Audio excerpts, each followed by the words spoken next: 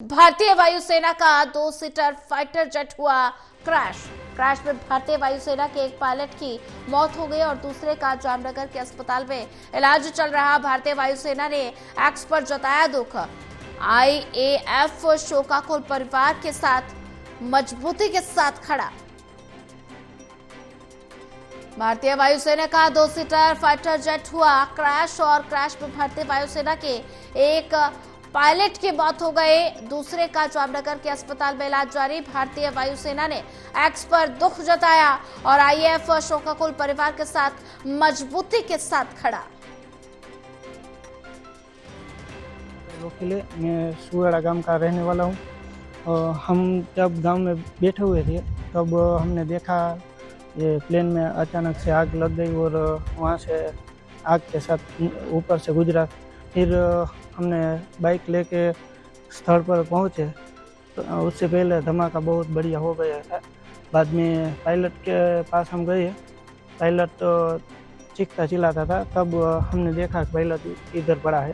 Pilot के पास जाके देखा तो उसके पाँव में थोड़ा सा लगा था। बाद में 108 को कॉल किया और 108 स्थल पर आ गई और स्थल पर ही उसने सार्वर चालू कर दिया। बाद में एयरफोर्स पुलिस सब काफिला आ गया, उसने स्थल पर आके सब संभाल लिया। आज वायु दुर्घटना हुई है जिसमें अपने जामनगर में जीजी हॉस्पिटल ट्रॉमा सेंटर में एक वायु सैनिक अधिकारी को लाया गया है और उनका इलाज यहाँ चल रहा है। अभी वो खतरे से बाहर हैं और उनके पैर में चोट लगी है। अभी उनकी अन्य जांच चल रही है और वो इलाज उनका पूरा चल रहा है यहाँ से। और वहीं ज्यादा जानकारी साझा करने के लिए हमारे साथ असिस्टेंट एडिटर ललित कांडपाल जुड़ चुके हैं। ललित, भारतीय वायुसेना का 2 सीटर फाइटर जेट क्रैश हुआ है और क्रैश में भारतीय वायुसेना के एक पायलट की मौत, एक की हालत गंभीर।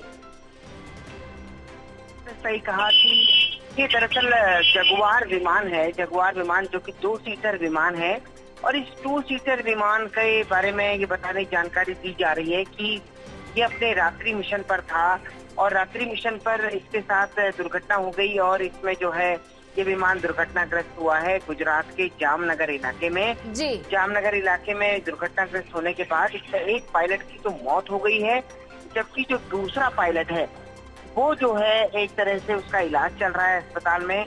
और इस पूरी दुर्घटना पर जो है इंडियन एयरफोर्स की ओर से एक्स पर पोस्ट भी किया गया है, जिसमें उन्होंने कहा है कि पूरी भारतीय वायुसेना जो मृतक है पायलट उनके परिवार के साथ खड़ा है।